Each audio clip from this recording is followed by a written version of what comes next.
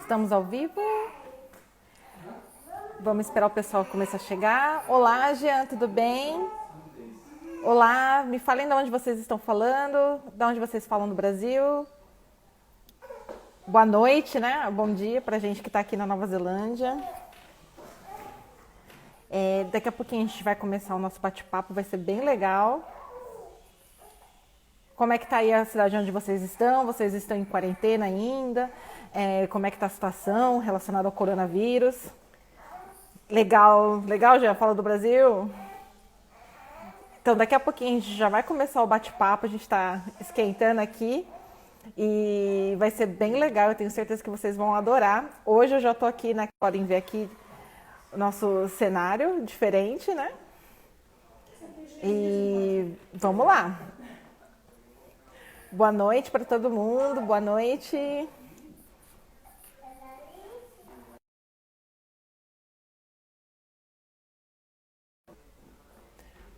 Vou chamar o nosso convidado e a gente já começa.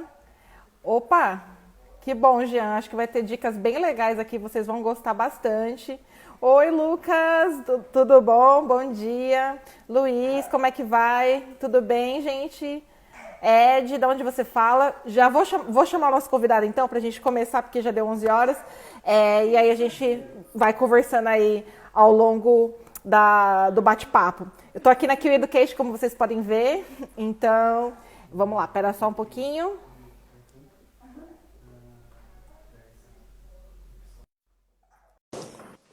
Oi, Tássia, bom dia, da Nova Zelândia. Adriele, tudo bem, Adriele? Olá! Tá conseguindo me ouvir, Shei? Oi, eu tô. Agora eu tô te ouvindo também. Bom dia, né? É 11 horas da manhã, bom dia aqui ainda.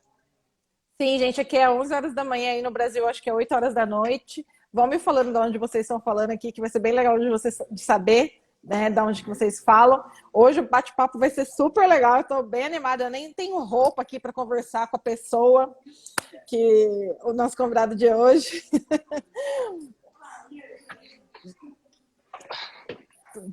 Você tá falando de Auckland, o Shea? Sim. Sim, de Auckland. Só para o pessoal saber de onde a gente está falando. Bom, gente, eu estou aqui em Auckland, o Shea também está em Auckland. Hoje, o bate-papo, a gente vai falar sobre um pouquinho da área de TI. O nosso convidado aí tem um belo de um currículo aí que vai conseguir dar várias dicas para quem trabalha na área de TI, para quem pensa em trabalhar na área de TI, talvez na área de consultoria, falando mais especificadamente. Mas vamos lá, né? Shea, primeiramente, muito obrigada por você ter aceitado aí o bate-papo. Eu sei que é super corrida a sua agenda aí, mas agradeço muito. E aí eu queria saber se você pudesse se apresentar para quem não te conhece ainda. Quem que é o Shea, de onde que ele é do Brasil, o que ele está fazendo aqui na Nova Zelândia. Bom, então vamos começar. Em inglês as pessoas me chamam de Shay, no Brasil as pessoas me chamam de Shai. Eu já me acostumei com os dois, então tanto faz. É uma das primeiras perguntas que eu ouço quando eu chego no cliente. Eu trabalho na área de TI, mais focado em consultoria. Eu tenho 10 anos em consultoria de TI, comecei no Brasil na época pela IBM, aí vim para Nova Zelândia, hoje eu trabalho na área de consultoria de TI pela Ernst Young. Sou casado, tenho uma filha de 2 anos e 4 meses. Adoro Nova Zelândia, um país sensacional. O que mais? Um pouco mais sobre mim. Venho da área de TI na área de infraestrutura, que foi onde eu comecei a minha carreira, mas hoje eu tenho focado mais em estratégia de TI, em TI mais no nível de estratégia em termos de operacionalização, roadmaps, coisas desse tipo, não necessariamente em TI operação. Uhum. Sim. Mais ou menos. Só faltou falar, eu queria saber para qual time você torce e qual que é a sua comida preferida, hein? Não falou isso. Bom, no Brasil eu torcia para o Flamengo. E Sou carioca, dá para perceber talvez pelo carioca. sotaque de chiado. E a minha comida preferida, olha, eu gostava muito de churrasco. Só que como Hum, aqui na Nova Zelândia não tem tanto churrasco, eu acho que eu fico hoje mais pela pizza mesmo. A pizza já é a minha paixão. Ainda mais virou. é, agora que eu tô de dieta, então a pizza é raro, então é, eu acabo, quando tem pizza, é o meu sonho. Já, ó, só de você falar, já tô salivando aqui, gente. Quem gosta de pizza aí também comenta. Mas brincadeiras à parte, assim, eu queria, assim, se a gente pudesse voltar um pouquinho atrás, falar, assim, qual que é a sua formação acadêmica no Brasil? Como que era a sua vida no Brasil, assim, no que você trabalhava lá? Você falou da IBM e tal, mas se você puder falar, assim, você se formou e você foi trabalhar onde? E por que que a Nova Zelândia surgiu na sua vida? Da onde que surgiu o plano de vir para cá? Tem Canadá, tem Estados Unidos, tem Austrália? Por que que Nova Zelândia? Bom, vamos lá. Eu fiz faculdade de gestão de tecnologia da informação, né, assim, já é não é exatamente a ciência da computação, mas são cursos mais focados em TI como estratégia, em TI como operação e gestão. E aí, na época, meu primeiro emprego foi numa empresa de tecidos. Eles tinham uma empresa relativamente pequena, 35, 40 funcionários. Eles queriam alguém para cuidar de toda a parte de TI. E eu comecei, assim, eu era a única pessoa responsável. Então, eu fazia desde suporte até a parte de tudo que a gente deveria fornecer de estratégia para onde a empresa queria ir para os próximos anos em termos de TI. Então era o gerente de TI, mas era o suporte, era tudo. É bom, Bril. E, e aí um determinado momento eu apliquei para umas vagas fora, eu já estava há 2 anos na empresa, queria crescer, e aí eu obviamente, através de alguns contatos, consegui uma entrevista na IBM. E aí eu contei um pouco da minha história, o gerente na época gostou e eu fui trabalhar pela IBM. E, obviamente, daí eu mudei um pouco o foco de TI pequeno para enterprise, né? Assim, eu trabalhei em projetos grandes na Oi, na TIM, Banco do Brasil, sempre focado em estratégia de TI, algumas vezes em replacement, em substituição de tecnologia. Então a empresa tinha uma ferramenta, eles queriam trocar para outra, todo o processo, né, de levantamento de requisitos, desenvolvimento, instalação, change, a IBM fazia e eu estava nesses projetos. Então mais ou menos isso que eu fiz durante os meus 6 anos na IBM. Bom, Nova Zelândia. Eu casei em 2015, tá? A minha esposa, ela morava em São Paulo e ela veio para o Rio de Janeiro. E aí ela não se adaptou muito bem ao Rio de Janeiro. Ela não gostou, ela achava que não era legal e ela tinha o sonho de sair do Brasil. Uhum. E a gente começou, eu falei, olha, eu não tenho esse sonho de sair do Brasil, mas acho que eu vou. Vamos ver o que vai dar. Acho que seria legal embarcar nesse sonho. E aí, obviamente, a gente começou a pesquisar vários países, a gente começou a decidir onde a gente queria, seria o primeiro passo, né? E como você comentou, a gente pensou, obviamente, em países que falam a língua inglesa, por conta da facilidade da comunicação, né? Porque se eu fosse, por exemplo, para um país na Europa que falar para a Itália ou para uma França, teria que aprender uma nova língua. Ao passo que pela IBM eu tive umas experiências internacionais, então eu já tinha um inglês um pouco melhor, tá? Uhum. E aí, obviamente, quando a gente pensou em países de língua inglesa, assim, a lista não é tão comprida assim. Tem Canadá, Estados Unidos, Inglaterra, Austrália e Nova Zelândia, tá? Uhum. Óbvio que existe Irlanda e outros países, mas a gente queria um país que fosse de língua inglesa natural. Então, Estados Unidos, na época a gente pensou que ia ser muito difícil, o Trump tinha recém entrado e a gente falou vai ser complicado com a questão do Trump. Canadá, eu tinha ido para o Canadá pela IBM, passei um tempo no Canadá. Eu gostei muito, mas minha esposa achou que Canadá era muito frio, não queria ir para lá, não queria ir para o Canadá, então a gente cortou. Inglaterra, quando eu comecei a ver custos, era um custo elevadíssimo, né? Sim. E aí sobrava Austrália e Nova Zelândia. Aí quando a gente começou a ver, os países eram muito similares, tinham muitas coisas em comum, a gente focou mais nesses dois. E a decisão para Nova Zelândia se deu na época basicamente por conta da facilidade de imigração. Eu tenho alguns amigos, eu já tinha algumas pessoas que eu conhecia que moravam na Nova Ah, Zelândia, algumas pessoas que moravam na Austrália, alguns amigos de faculdade, e eu comecei a conversar com eles, comecei a entrar nos grupos e conversar, e eu vi que na Nova Zelândia o processo de imigração na época, em 2016, era mais simples, né? Você tinha um caminho ali através de estudo um pouco mais facilitador. E aí foi talvez a nossa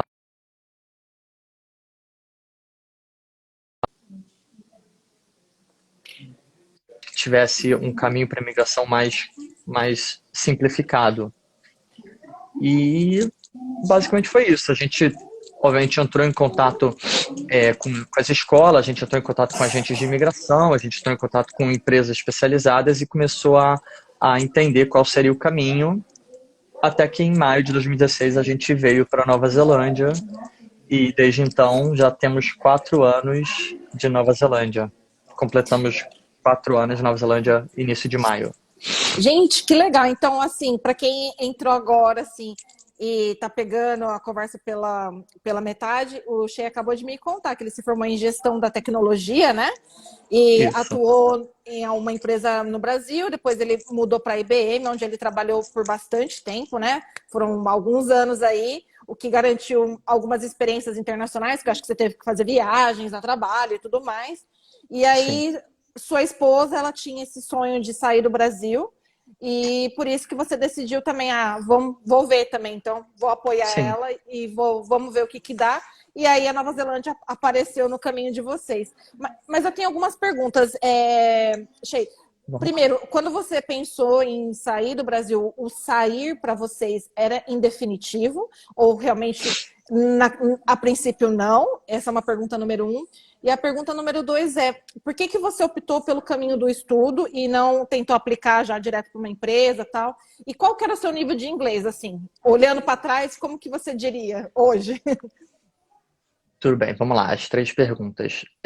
Se eu sair em definitivo, bom, o que eu lembro muito bem dessa frase, que foi engraçado que as pessoas perguntavam isso pra gente, vocês vão indo embora de vez ou vocês voltam? Eu falei, gente, eu acabei de casar, eu não sei se vai ser definitivo, eu quero tentar. Eu falei, olha, eu tenho essa oportunidade de tentar, a gente é jovem. Então, eu falei, olha, minha esposa disse essa seguinte frase, nós não somos árvores, a gente pode mudar a hora que a gente quiser. E eu falei, olha, então beleza, concordo, vamos fechar tudo aqui no Brasil e a gente vai, se não der certo, a gente volta, pelo menos a gente teve uma experiência, a gente pelo menos aprendeu. Então, a nossa ideia, sim, era talvez sair de vez, mas a gente sabia que se desse errado a gente poderia voltar, a gente conseguiria talvez os empregos de volta, ou a gente talvez conseguisse outras coisas. Então, a gente foi meio que embrace, como abraçar a ideia e ver o que não ia dar. E acabou que, até o momento, tem dado certo. Legal.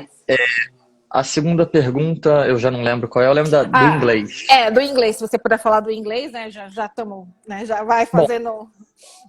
eu já tinha morado muito tempo atrás fora do Brasil, tá? Eu já tinha morado em 2006, eu morei em Israel e em 2013 pela IBM eu passei um tempo no Canadá. Então, assim, o meu inglês, eu já considerava ele se eu botar em uma escala de 0 a 10, já botava ele como um 6 para um 7, tá? Uhum. Hoje, olhando o meu inglês, eu acho que ele, apesar de estar 4 anos aqui, ele evoluiu relativamente pouco. Eu não sou um 9 ou um 10. Eu acho que um 9 ou um 10 acho que vai ser muito difícil. Eu acho que eu estou mais para um 7, quase chegando num 8. Apesar de que eu sinto muito mais fluência em falar, eu falo mais rápido, eu consigo melhorar a questão da articulação, do inglês, eu nunca estudei inglês formalmente, eu nunca fiz curso, eu nunca fiz coisas do tipo, então eu ainda tenho algumas deficiências no meu inglês que são nítidas quando você compara com um nativo inglês, um Kiwi ou uma pessoa que tem o inglês como uma segunda língua forte. Então, mais ou menos isso.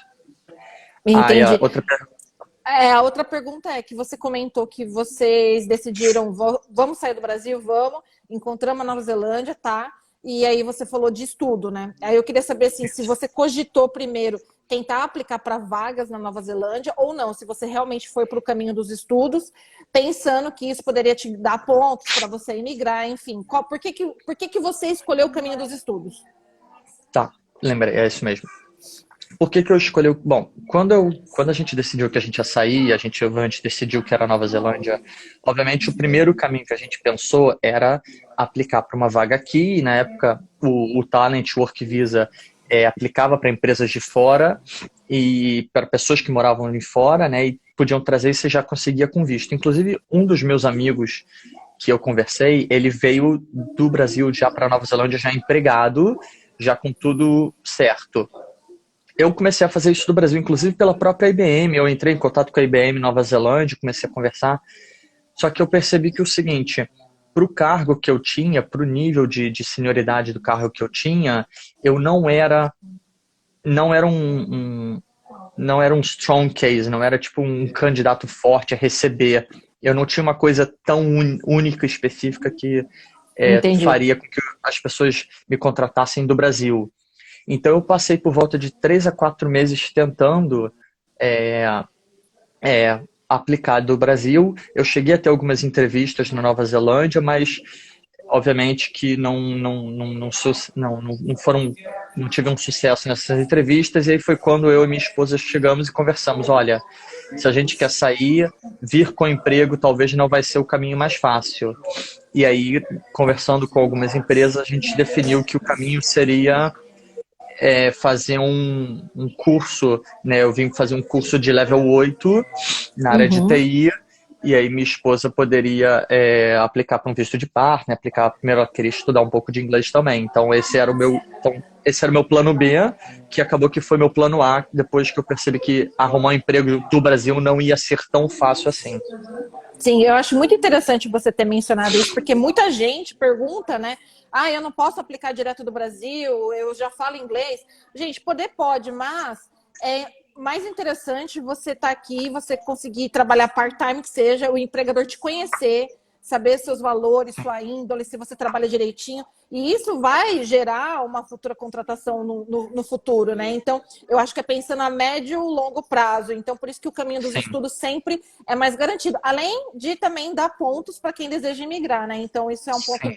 muito importante. Se você pudesse falar assim, qual curso que você veio estudar aqui, como que foi a sua experiência e como é que foi a adaptação, né, na Nova Zelândia? Era tudo que você imaginava? Não era? Pode ser sincera, hein? Bom, eu fiz o curso de Level 8 de TI e não tinha um curso focado em consultoria, né? Os lugares que eu cotei, o curso foi focado, era ou em desenvolvimento de software ou em infraestrutura, tá? Eu fui mais para a área de desenvolvimento de software porque na área de consultoria eu lido em termos de gestão mais na área de software replacement. Então, você vai trocar uma tecnologia por outra, você tem o que a gente chama de software development life cycle. E aí, eu achei que pegando uma base técnica em desenvolvimento de software me ajudaria mais. Então, não era exatamente o curso que eu queria, Uhum. mas era mais alinhado do que o curso de infraestrutura. Então, quando eu vim para fazer o Level 8, eu fui fazer esse curso de Software Development. Apesar de que eu não sou desenvolvedor, tá? Minha carreira, como eu comentei, foi sempre focada muito em consultoria.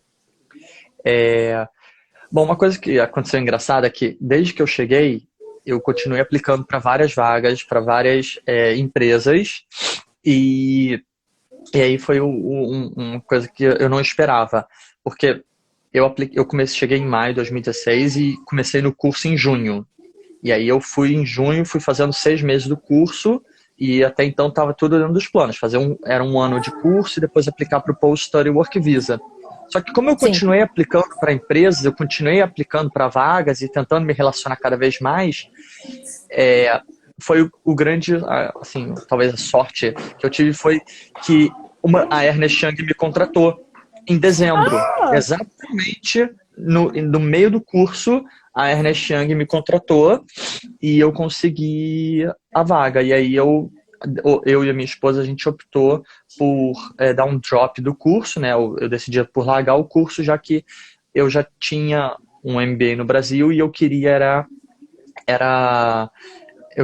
a vaga de trabalho. Como era uma empresa credenciada, né, o que a gente chama de accredited employee, eu sabia que ia ser um pé foi para residência, então eu e minha esposa, a gente decidiu que seria o momento de largar o curso e uhum. aplicar para o trabalho. Então a gente fez esse movimento no meio do curso. Então exatamente, eu fiz 6 meses de curso em vez de um ano e comecei a trabalhar em janeiro de 2017 pela Ernest Young. Isso tudo em Auckland, então, né? Então a sua escola era em Isso. Auckland e Isso. entendi. E no caso foi difícil você fazer essa transição de você desistir do curso e aplicar para vaga de trabalho, esperar o visto, e tal. Como é que ficou esse? Porque é interessante, é uma experiência bem nova. Eu nunca tinha ouvido falar de gente que falou, desistir do curso, tchau. E você conseguiu pegar o dinheiro de volta, inclusive, né? Como é que foi? Bom, o plano que eu tinha com a minha esposa era continuar estudando, tá? O plano desde o primeiro momento era fazer o curso de um ano inteiro, mas eu continuava aplicando sempre. Então, eu sempre apliquei, eu tinha um controle meu de quantas empresas eu aplicava, quais entrevistas eu já fiz, onde é que estava. E aí, quando eu recebi a resposta da Ernest Young, eu liguei para um imigrante advisor e conversei com ele, e foi ele que, inclusive, sugeriu. Falou, olha, a empresa é boa, vai te dar o pé foi para residência, então, falou, olha, ele sugeriu, se você quiser ficar no curso e conseguir que a empresa segure o contrato até você terminar, é também uma boa estratégia, porque dá pontos se você quiser aplicar para o SMC, para o Skilled Migrant Category. Só que ele falou, olha, se você ficar na empresa 2 anos, você já aplica residência e já também mata esse problema. E aí foi só uma decisão nossa interna de largar o curso, tá? E a escola, na época, devolveu 6 meses do dinheiro. Obviamente, eles tiveram um desconto aí, mas eles devolveram os 6 meses que Que eu não legal. usei. Então, nesse aspecto, eu sou muito grato à escola, porque eu paguei por um ano, estudei 6 meses e eles me devolveram, sei lá, acho que uns 4, 5 meses. Tiveram uma taxa deles, mas uma parte do dinheiro eu recebi de volta. Ah, muito legal. Mas eu acho que, pelo que você me falou, eu queria até saber se você confirma isso ou não. Você acha que o plano de vocês virem para realmente você estudar foi essencial para te colocar aqui na Nova Zelândia e você começar a fazer essas conexões? Realmente é uma coisa que você recomenda para outras pessoas que estão assistindo a gente? O que você diria? Eu acho que o estudo talvez seja o caminho mais seguro. Eu conheço algumas pessoas, como eu já disse, que vieram do Brasil direto com o visto. Só que, de maneira geral, são pessoas que têm um nível de senioridade, já são níveis de quase diretoria, assim, são pessoas que já Uhum. têm 20 anos de experiência ou que têm um skill muito específico. Essas pessoas, realmente, se você, por exemplo, é um programador nato, tem um ótimo do inglês e tem muito de experiência internacional, é provável que você, aplicando do Brasil, já consiga. Mas, dependendo do que vou fazer na área de TI, eu acho que o caminho o caminho mais seguro, inclusive foi o caminho que eu e minha esposa optamos, foi o caminho do estudo, porque o Post-Study Work Visa, né, que é o que a gente chama do visto Sim. aberto, ele abre uma infinidade de possibilidades e ele também facilita bastante para quem for aplicar para residência através de pontos. Então, se eu fosse fazer tudo de novo, eu talvez ficaria talvez um pouco mais de tempo tentando aplicar para empresas credenciadas, mas Uhum. acho que se eu não conseguisse um determinado, sei lá, 4, 5 meses, aí eu ia focar no estudo, que com certeza é um plano mais seguro, em vez de simplesmente vir para cá e tentar arrumar um emprego e conheço algumas pessoas que infelizmente se frustraram e voltaram para o Brasil porque não tiveram essa oportunidade. de arrumar um Sim, emprego. sim. Eu acho que isso é muito importante você falar que tudo que você está me falando foi baseado em muito planejamento que você e sua esposa Sim. fizeram, né? Não foi na loucura, deixa eu ver o que que vai dar, vou lá, vou meter as caras. Você planejou certinho e por isso que eu acho que vocês alcançaram onde vocês estão agora. Se você pudesse falar um pouquinho também como que é a diferença assim de um ambiente corporativo Kiwi para um ambiente corporativo brasileiro, assim, o que que você vê de diferente, assim, principalmente da sua área, se você puder dar alguns pitacos sobre isso? Bom, o ambiente corporativo. Bom, existe uma grande diferença cultural entre Nova Zelândia e Brasil. No Brasil, nós somos mais warming, welcoming, a gente é muito mais amizade, ao passo que na Nova Zelândia as coisas são um pouco mais esclarecidas entre colega de trabalho e amigo. É a primeira percepção. Você dificilmente vai ver um colega de trabalho conversando sobre a vida privada, sobre a TV nova que ele comprou, alguma coisa assim. É muito mais, a gente só fala de trabalho, acabou o trabalho, a não ser que eu seja um amigo que também demora um pouco a pegar a amizade aqui, mas acontece.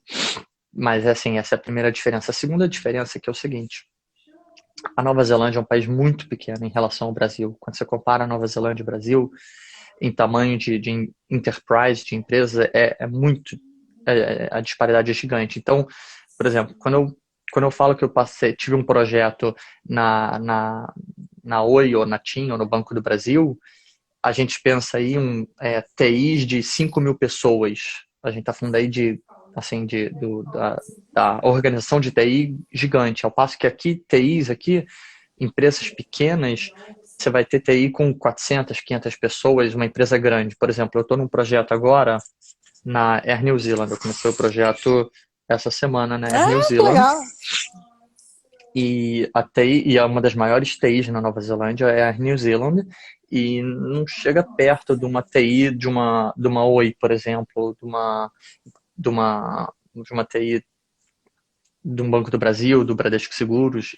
Assim, são tamanhos diferentes. Então, acaba que aqui você tem muito mais gente fazendo mais coisas mais flexíveis do que no Brasil. No Brasil, cada pessoa só faz aquela função. Ao passo que aqui, como a TI é menor, você acaba tendo que ter um pouquinho mais de flexibilidade em termos do que você faz. Acho Jogo de que cintura, né? você acaba tendo gente que faz mais coisa. Entendi. Mas no caso, assim, uma coisa que muita gente que eu converso do Brasil fala, eu queria saber a sua opinião, que o pessoal do Brasil fala assim, nossa, eu trabalho, a gente sai do trabalho tipo 9, 10 horas da noite, eu não aproveito o dia, eu não tenho qualidade de vida, e por isso eu quero sair do Brasil. Você, como é que é o seu dia a dia? Você também é nessa loucura de sair 9, 10 horas? Como que é? Tem essa diferença? Questão de qualidade de vida. Bom, o mundo de consultoria, ele tem um ciclo bem, bem interessante que, assim, consultoria, de certa maneira, ela vive de projetos, tá? E o projeto, ele tem um início, meio e fim. Geralmente, no fim do projeto, as coisas apertam um pouco mais. Então, eu vou dar um exemplo. Eu estava recentemente num projeto de 5 semanas, ou seja, um mês e uma semana, numa empresa de fishing, né, de pesca, né, eles pescam salmão e mussels, né, e eu não sei como é que fala mussels em português. Acho que mexilhão, talvez? Não sei. Mexilhão, ostra, alguma coisa nesse sentido. Os frutos do mar aí, gente. É, as primeiras 3 semanas do projeto, eu conseguia sair, até porque eu estava de casa, né, por conta do lockdown, eu saía às 5 horas da tarde, eu desligava, estava tudo perfeito. As 2 últimas semanas, quando começou a apertar um pouco, a gente percebeu que ia atrasar, que faltaram algumas coisas, aí eu realmente tive que sair. Por exemplo, no último dia que foi a entrega, terça-feira, 2 dias atrás, eu fiquei com um sócio e o gerente sênior até quase 10h30 da noite para terminar. Mas Uhum. o mundo de consultoria é assim, você começa bem devagarzinho no início do projeto, no meio do projeto, aí quando começa a apertar pro final, aí tem o pico, né? Então, nesse sentido, é bem parecido com o Brasil e com a Nova Zelândia, mas eu percebo que aqui é muito comum as pessoas deu 5 horas, larga tudo e vai embora, entendeu? Se não, as pessoas falam assim, não, eu não vivo trabalho, eu consigo viver. Eu tenho até uma coisa interessante que eu queria comentar, que é um sonho meu, na verdade, é um sonho que eu descobri que eu tinha esse sonho quando eu cheguei aqui. Eu conheci um gerente na Ernest Young que ele foi promovido de consultor sênior a gerente, e aí ele teve um aumento, e aí ele trocou esse aumento por um dia de folga. Eu não sei exatamente quanto ele teve um aumento, mas a empresa permite essa flexibilidade de ter ter contratos de variados. Então, ele, em vez de trabalhar 37 horas e meia, que é a nossa carga horária, ele trabalha 30. Então, ele não trabalha às segundas. E, obviamente, quando ele teve o aumento de salário, ele fez esse offset. Então, ele não trabalha. Ele só trabalha 4 dias por semana. E eu olhei e falei, cara, olha que legal. Se eu tiver fazendo se eu tiver um salário que pague as minhas contas, em vez de eu querer um salário melhor para ter uma casa melhor para ter isso, eu posso ter um dia menos e trabalho e poder aproveitar um dia a mais em casa. Talvez cuidar, ficar com a minha filha, ou se eu quiser, se minha filha estiver na escola, eu posso aproveitar esse dia para mim, para ir ficar na praia o dia inteiro, ou para ir para academia. Então, é uma coisa que hoje eu já converso bastante com a minha esposa. Ela já trabalha uma carga reduzida, ela já trabalha 30 horas, né? E eu faço 37 horas e meia. Então, é um sonho que eu não sabia que eu tinha e hoje eu tenho. Assim, uma coisa Adorei! cultural. Nunca tinha ouvido falar dessa ideia e adorei saber, muito curioso mesmo. Eu acho que até é interessante a gente falar de um ponto que eu tenho muita curiosidade. No Brasil, a gente sabe que muitas corporações, assim, a gente tem aquele clima de competitividade, né? Muito competitivo e tal. Como dizem, né? A gente tem que matar um leão por dia. Aqui você também sente isso, Shea?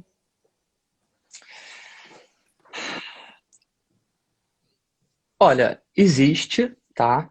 Porque, assim, a Ernst Young, tem a Deloitte, tem a KPMG, PwC, existem outras consultorias e existe isso, mas eu acho que é uma escala muito menor do que o Brasil, entendeu? Eu acho que a competição vai existir, porque ninguém quer pagar o preço mais caro, você quer sempre o preço mais barato, e aqui na Nova Zelândia não é diferente, mas eu percebo que as pessoas na Nova Zelândia não estão mais para uma coisa de colaboração do que competição, mas obviamente a competição é saudável, tá?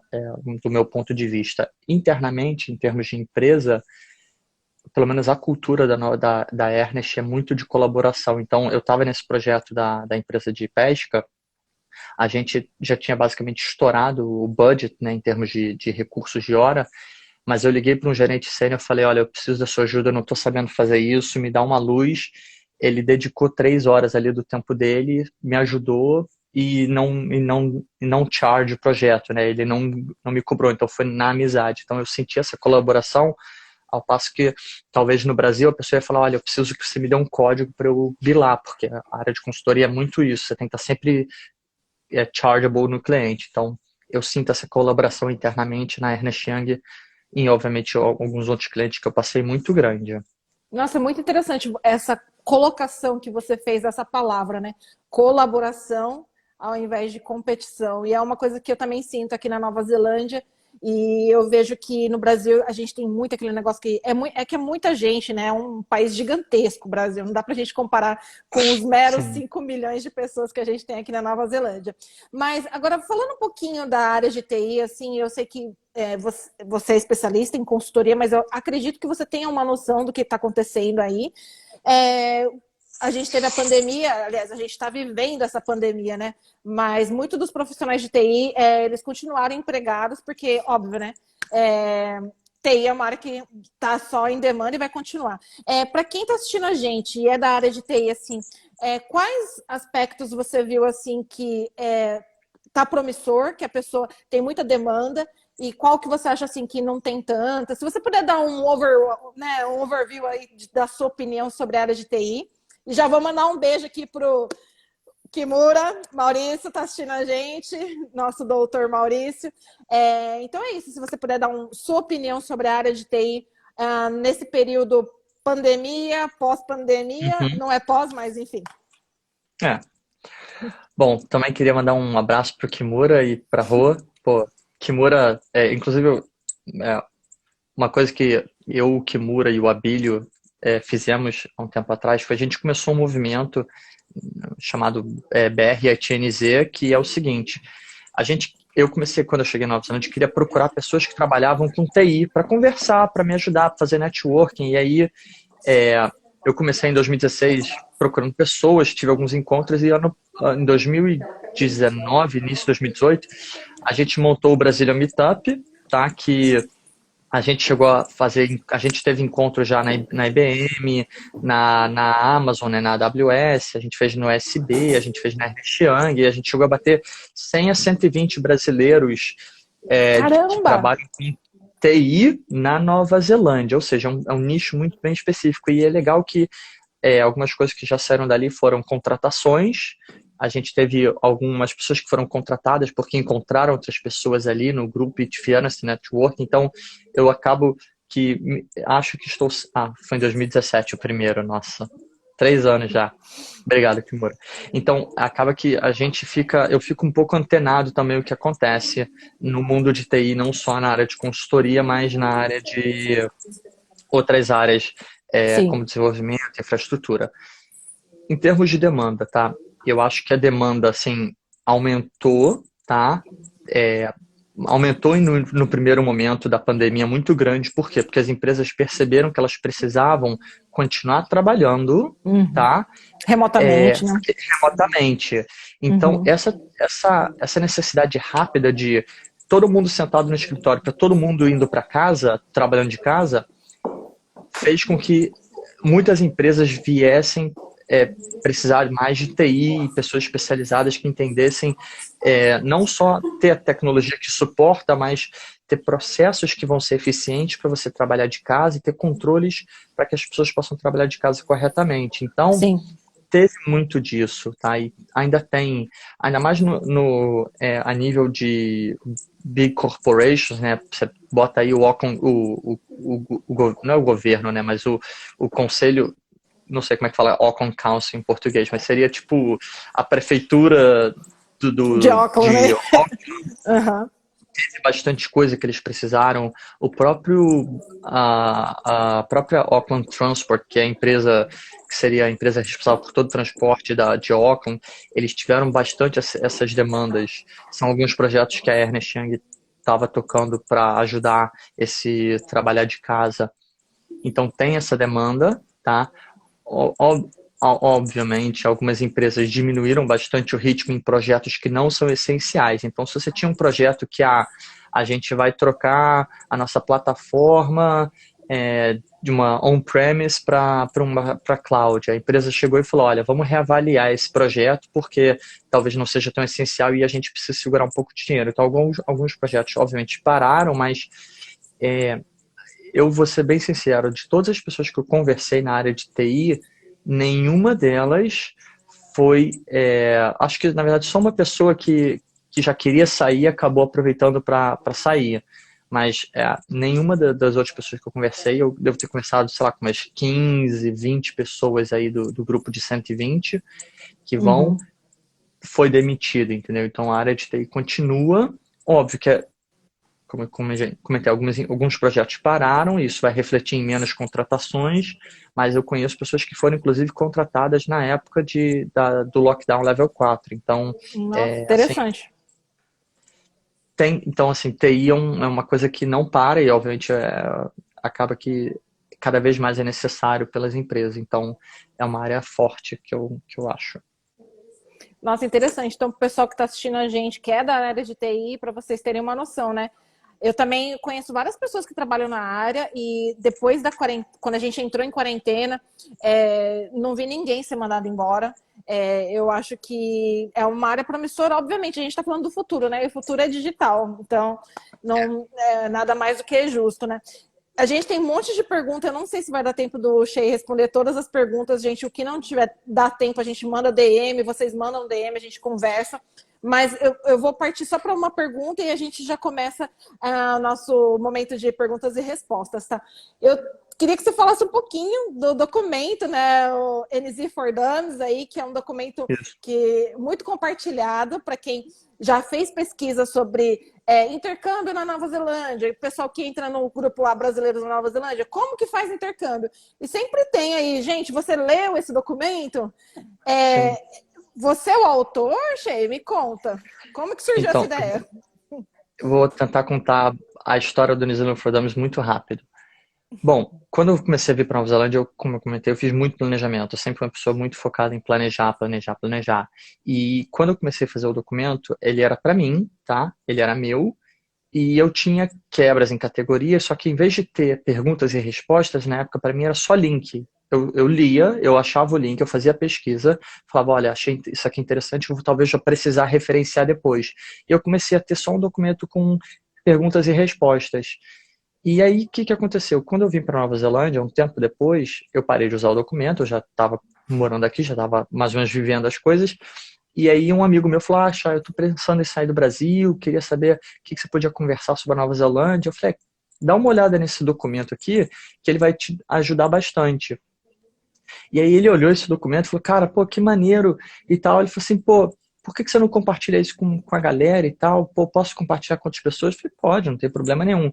E aí eu percebi que eu comecei a entrar nos grupos de Facebook, eu comecei a perceber que as mesmas perguntas se repetiam várias e várias vezes. Você consegue, se você entra e dá uma pesquisa, e é uma resposta, inclusive, muito comum é, quando alguém pergunta uma coisa, sei lá, sobre o sistema de saúde, algumas pessoas já falam assim, ah, procura na lupa que você vai achar essa pergunta de novo e várias respostas. Então, eu comecei a pensar, por que que ao invés de ser isso, a gente não começa a criar uma coisa colaborativa, um documento que todo mundo possa criar e começar a ser uma mini Wikipedia sobre brasileiros Sim. que querem morar na Nova Zelândia.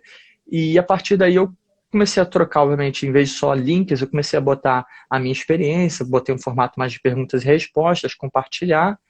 Então, eu diria que 90% eu sou o dono do documento, tá? Apesar de que todo mundo pode editar, eu só aprovo ou não aprovo algumas coisas, mas eu, de certa maneira, eu aprovo tudo, exceto o que às vezes as pessoas digitam sem saber que pode editar, e aí acabam botando, sei lá, coisas que não são pertinentes ao documento. Aí eu acabo não aceitando, mas opiniões diferenciadas, outras experiências, eu aceito tudo. Eu acho que quanto mais experiência, mais cada um puder compartilhar, mais legal fica. Então, Uhum.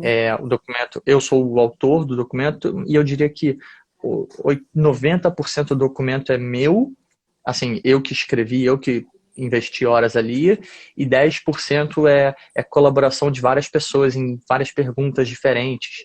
Acho que hoje já são por volta de 130, 140 perguntas em várias áreas, várias categorias, e uma coisa que eu sinto muito orgulho é que eu vejo muitas pessoas no próprio Facebook já sugerindo outras pessoas. Então não sou eu só falando, entra lá no documento. São pessoas que viram o valor no documento e acham que é uma boa maneira de pelo menos ter o primeiro contato com o que esperar da Nova Zelândia.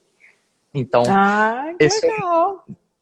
o New Zealand for Dummies em 3 minutos. E só um paralelo, como eu sou da área de TI, eu fiz não é um New Zealand for Dummies, mas aí é um documento mais sobre a galera de TI na Nova Zelândia, no GitHub, só focado em TI na Nova Zelândia para brasileiros. Então, tem o New Zealand for Dummies que fala de moradia, fala de custos de água, fala de trabalho, fala de transporte, e você tem um documento mais focado em TI na Nova Zelândia, bem focado em pessoas, né? Achar as pessoas corretas, quem são os brasileiros e tudo mais. Então tem esses dois documentos que eu considero talvez como os meus filhos, né? Seus filhos, Da né? minha experiência. E é totalmente gratuito, né? Tá Sim, ali, você não cobra um centavo por esse conhecimento. É uma não. maneira, assim, muito generosa mesmo de você compartilhar um pouco do que foi para você, de tudo que você resumiu no seu aprendizado aí quando veio para Nova Sim. Zelândia, enfim. Então, eu acho que em nome de toda a comunidade aí brasileira, agradeço aí, porque esse documento me ajudou. Eu tenho ele baixado aí no meu computador e eu acho que deve estar ajudando muitas outras pessoas. Mas então vamos começar agora as perguntas e respostas, porque tem muita coisa, gente. Se não der tempo de responder, não se preocupe. De novo, manda DM que a gente responde, tá bom? É, o Luiz, ele perguntou se você sabe como que é a área de consultoria em SAP aqui. Você tem alguma noção para falar para ele? Bom, eu tenho essa pergunta recorrente, tá? Eu conheço muita gente de SAP no Brasil e pergunta recorrente. Eu conheço 3 ou 4 consultores de SAP aqui na Nova Zelândia, brasileiros, tá? Todos eles deixaram o nome lá no GitHub e eles estão lá, tá? minha sugestão é entrar em contato com eles. O que eu sei sobre SAP são, como eu falei, poucas empresas que são grandes o suficiente que justificam SAP. Então, assim, é um mercado bem nichado aqui, né? Bem específico, tá? Então, você tem empresas, a Foodstuffs usa SAP, eu sei que a própria qual é o nome da outra empresa? A Fonterra, desculpa, também usa SAP, mas são, assim, são poucas empresas que são grandes no nível de SAP. Não é igual ao Brasil, onde você tem o SAP para pequenas empresas, que a maioria das pequenas empresas não usa SAP. Então, é um pouco mais difícil, mas se você souber onde procurar, tem sempre vaga nessas empresas grandes. Sempre precisam de gente boa em SAP. Ah, legal, então. Tem mais uma pergunta aqui que eu acho interessante. Você acha que a Juliana perguntou, somente Auckland tem demanda por TI ou dá para ir para outras regiões também? Bom,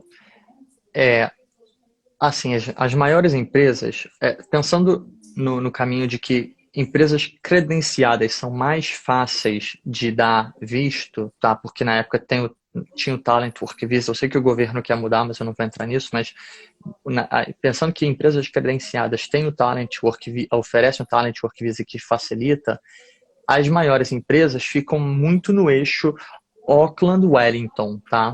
São os dois maiores, para mim, os mercados Auckland, Wellington.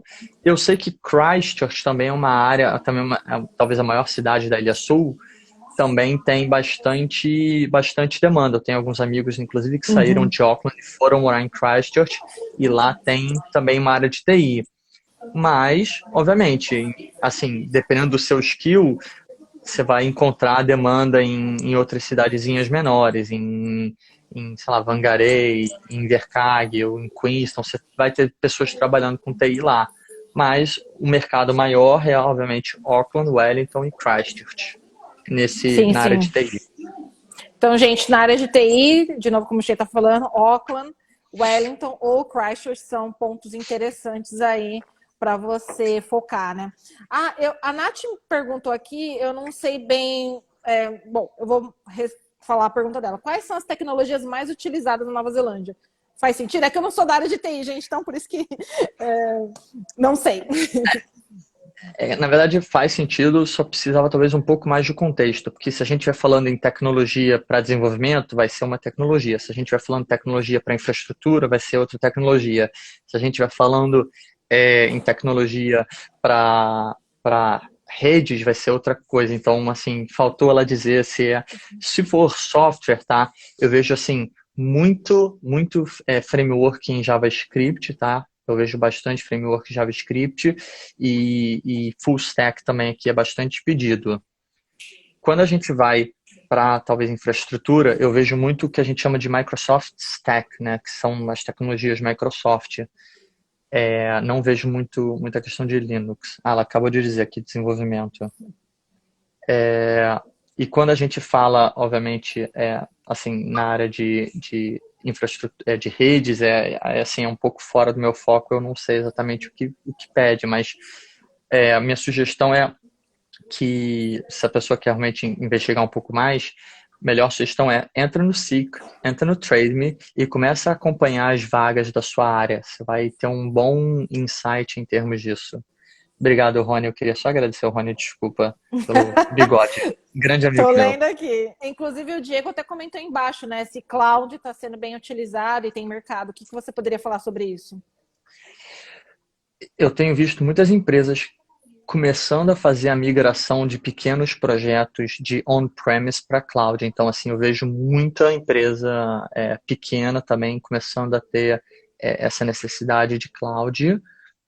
E, obviamente, aqui a gente fez um meetup aqui na AWS, né, na Amazon. Eu, inclusive, queria fazer um próximo meetup na Microsoft, eu já arrumei uns contatos. E eu vejo, assim, muitas empresas começando a adotar a cloud. Então, assim, pessoas que têm o conhecimento em DevOps, tá, também vai ser um bom acelerador. Ah, legal. Eu tenho uma pergunta aqui. A André, está perguntando assim, como que é a área para tester? Tester que fala, né? O que Isso. você acha? assim, eu tenho uma pessoa que eu conheço muito bem, a Mary, ela é tester. Eu conheço algumas outras pessoas que são tester. O que eu conversei, o pouco que eu conversei, porque não é muito a minha área, é que tester aqui precisa já ter um pouco de conhecimento de automação, tá? Então aí a gente fala de improvement, continuous development. Então eu vejo muita gente já falando de testador aqui com um pouco de conhecimento de automação, de teste. Não é muito a minha área, eu não sei especificamente, mas a minha sugestão é sempre entra no Seek, entra no TradeMe, bota lá, filtra vagas para tester e você vai ter um bom insight do que pede e do que eles querem. A Rosana está até comentando como é que é a questão da arquitetura, né? O que você pode falar sobre isso?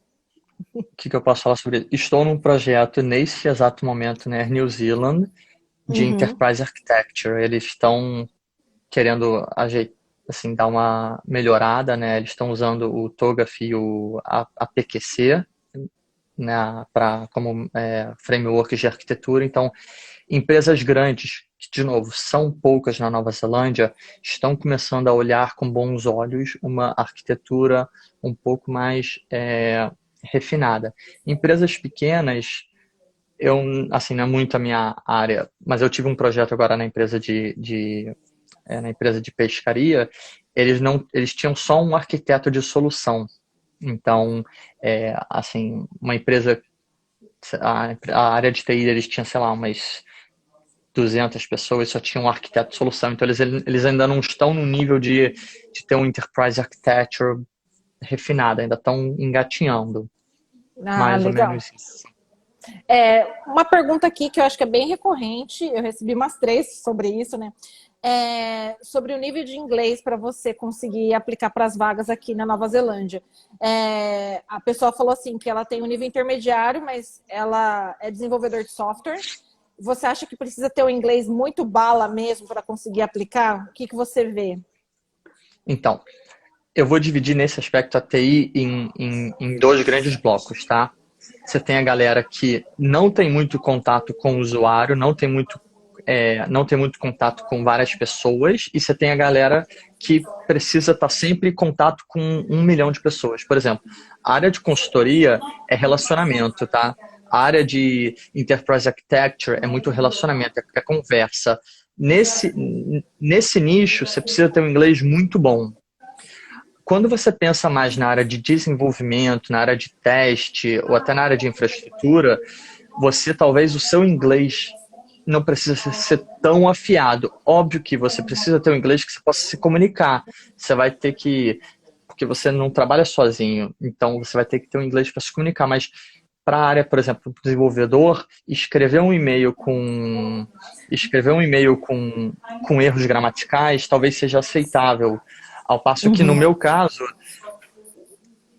por exemplo, eu não sou nativo inglês, então eu sempre peço para um consultor, um consultor sênior, um staff, para revisar o e-mail, porque sempre tem alguma coisa que pode dar uma melhorada, entendeu? Então, depende da sua área, o inglês vai ser mais necessário ou menos. Nessa ideia de área, quanto mais envolvimento com o business, quanto mais envolvimento com customer e consumers, mais você precisa ter um inglês, assim, a nível de ter articular numa conversa de 10 pessoas a sua ideia. Então, é mais ou menos essa meu guideline.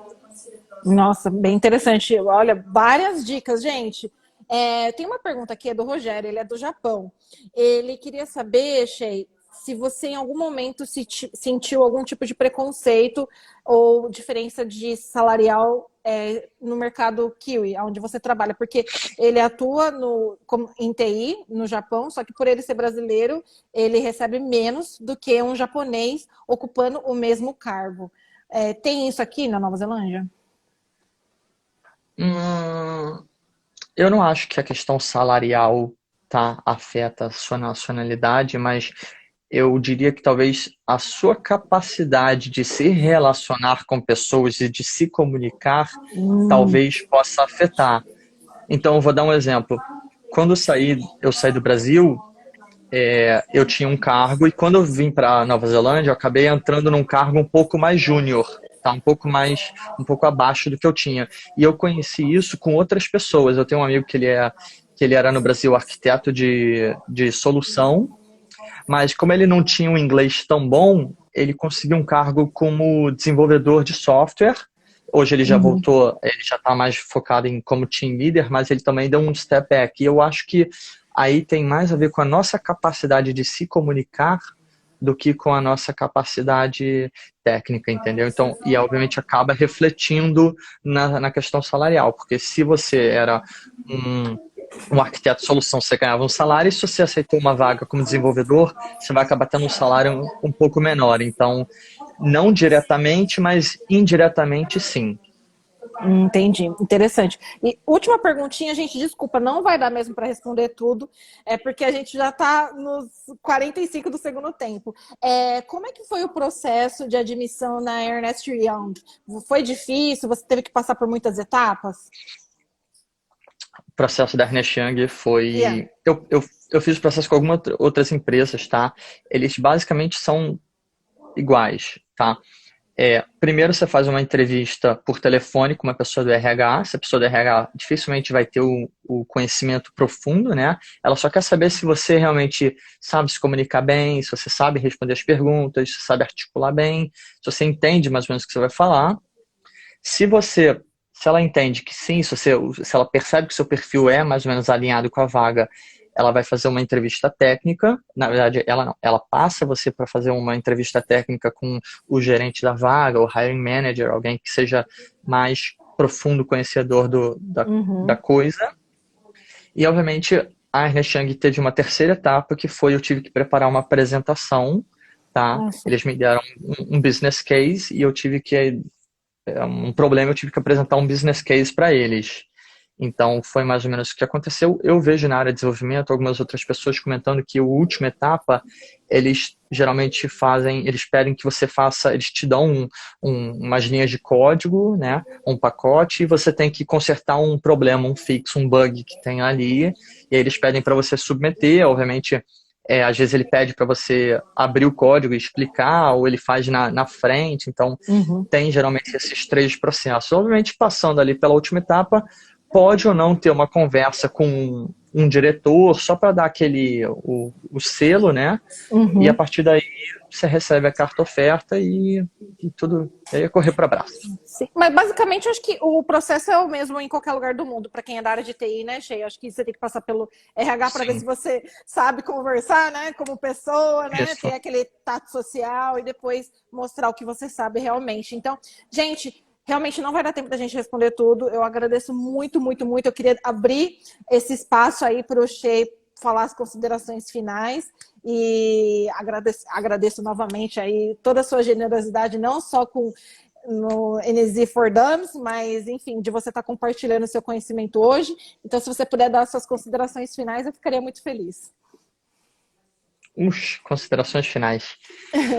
Para quem quer vir para É, a Nova Zelândia, quem é da área de TI que está assistindo a gente, o que você pode falar? venham. Não, é, eu, algumas pessoas já me perguntaram se eu me arrependo de ter vindo para Nova Zelândia.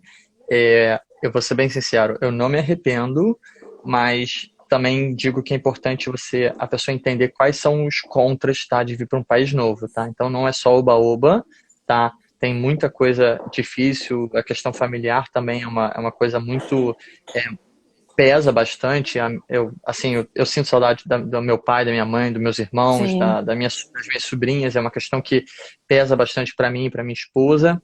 A gente teve que trocar o nosso círculo de amizades, o que também gera um impacto ali. Você acaba perdendo contato com os amigos do Brasil, que muitos deles eu estou vendo que entraram aqui na live. Ah, legal. Tem esses contras que assim as pessoas às vezes relevam e eu conheço, tem um casal de amigos que voltou para o Brasil porque eles não aguentaram por conta da saudade. Então, assim, é uma coisa a se pensar. Em termos de qualidade de vida, eu acho que a minha qualidade de vida melhorou bastante, tá? Eu sinto que eu tenho mais tempo para aproveitar para mim do que simplesmente só trabalhar, trabalhar, trabalhar. Aqui o mindset é um pouco diferente em termos de eu não vivo para o trabalho, mas eu trabalho porque eu preciso, mas eu vivo quando eu posso. Então eu vejo as pessoas aproveitando mais, eu vejo as pessoas sendo um pouco mais sendo um pouco mais flexíveis quanto a isso. E eu digo que se a pessoa tem uma vontade de ter uma experiência diferente, a Nova Zelândia é um país sensacional. Eu já tive a oportunidade de ir para a Austrália Sim, pela Ernest Young também é um país sensacional. sim. E E venham, né, gente? Gente, desculpa, achei, a gente tem 5 segundos. Muito obrigada.